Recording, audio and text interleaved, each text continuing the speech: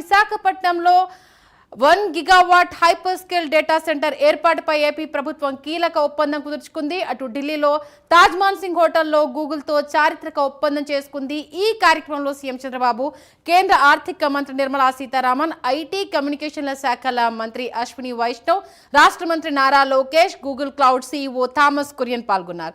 వైజాగ్ను ఏఐసిటీగా మార్చేందుకు పునాది వేసే ఈ ప్రాజెక్టు ద్వారా గూగుల్ సుమారు 15 బిలియన్ అమెరికన్ డాలర్ల పెట్టుబడి పెట్టనుంది.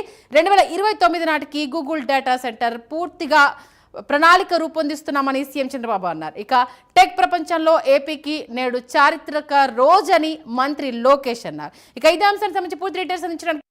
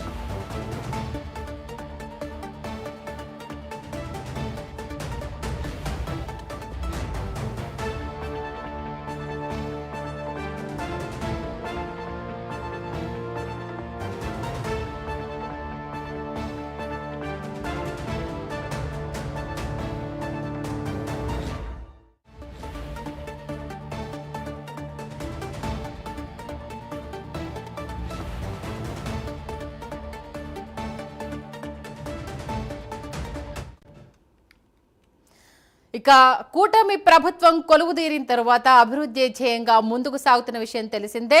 తన రాజకీయ జీవిత చరిత్రలోనే ఇదొక నిలిచిపోని మధురమైన ఘట్టంగా నిలవబోతుంది అంటూ కూడా ఏపీ సీఎం చంద్రబాబు చెప్పడం జరిగింది. 2029 విజన్తో ముందుకెళ్తున్న నేపథ్యంలో విశాఖను గతంలోనే ఐటీ హబ్గా తీర్చిదిద్దుతాము అని మాటిచ్చాను. ఆ దిశగానే అడుగులు వేస్తూ గూగుల్ సంస్థతో ఈ ఒప్పందం చేసుకోవడం జరిగిందని చెప్తున్నారు.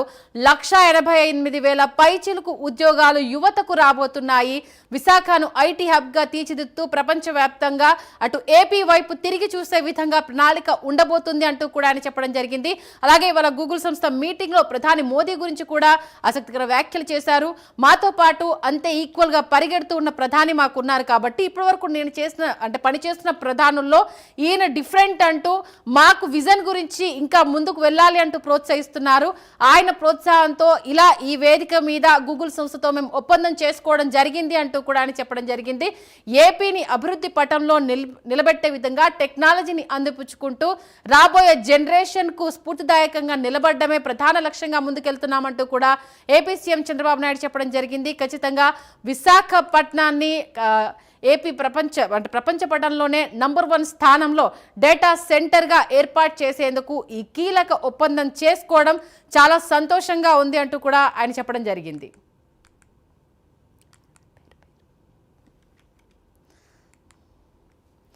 మొత్తానికి ఒక చారిత్రక ఘట్టానికైతే శ్రీకారం చుట్టడం జరిగింది. 2029లో డేటా సెంటర్కి సంబంధించి పూర్తి ప్రణాళికతో ముందుకెళ్తున్నామని చెప్పారు. ఇక ఇదే అంశానికి సంబంధించి పూర్తి డీటెయిల్స్ అందించడానికి మా కరెస్పాండెంట్ చంద్రశేఖర్ లైవ్ లో అందుబాటులో ఉన్నారు.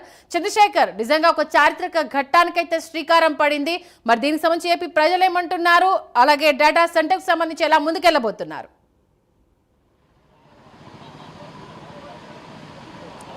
రైట్ సంధ్య, చూసుకుంటే కూటమి ప్రభుత్వం అధికారంలోకి వచ్చిన తర్వాత విశాఖకు అయితే మహార్దశ పట్టుకుందని చెప్పుకోవచ్చు. ఎందుకంటే విశాఖలో పెట్టుబడులు పెట్టేందుకు పెద్ద పెద్ద సంస్థలన్నీ కూడా విశాఖ వైపే తొంగు చూస్తున్నటువంటి పరిస్థితి కనిపిస్తుంది. ఇటీవల ఏదైతే విశాఖ ఆర్కే బీచ్ వేదికగా జరిగినటువంటి యోగాంధ్ర కార్యక్రమం ఏదైతే ఉందో, యోగాంధ్ర కార్యక్రమం పూర్తిగా కూడా వరల్డ్ రికార్డ్ నెలకొల్పినటువంటి పరిస్థితి కనిపించింది. ఈ నేపథ్యంలో అదే అంశాన్ని దృష్టిలో చూసుకున్నటువంటి పెద్ద పెద్ద ఐటీ సంస్థలు కావచ్చు, దిగ్గజ సంస్థలు కావచ్చు, విశాఖ వైపు పెట్టుబడులు పెట్టేందుకైతే ప్రయత్నాలు అయితే చేస్తున్న పరిస్థితి కనిపిస్తుంది. ఈ నేపథ్యంలోనే 87,527 కోట్ల రూపాయలతో 1 గిగావాట్కి సంబంధించినటువంటి గూగుల్ డేటా సెంటర్ని విశాఖలో పెట్టేందుకు కూడా గూగుల్ సంస్థ కూడా పూర్తిగా కూడా సమ్మతం తెలిపింది. ఈ నేపథ్యంలో దీనికి సంబంధించి గత 15 రోజులుగా కూడా ఇటు కూటమి ప్రభుత్వానికి సంబంధించినటువంటి నాయకులందరూ వాళ్ళందరితో కూడా సంప్రదింపులు అయితే జరిగినటువంటి పరిస్థితి కనిపించింది. దీనికి సంబంధించి విశాఖ భీమిలి ప్రాంతం ఏదైతే ఉందో భీమిలి పరిసర ప్రాంతాల్లో గూగుల్ డేటాకు సంబంధించినటువంటి డేటా సెంటర్ను కూడా ఏఐ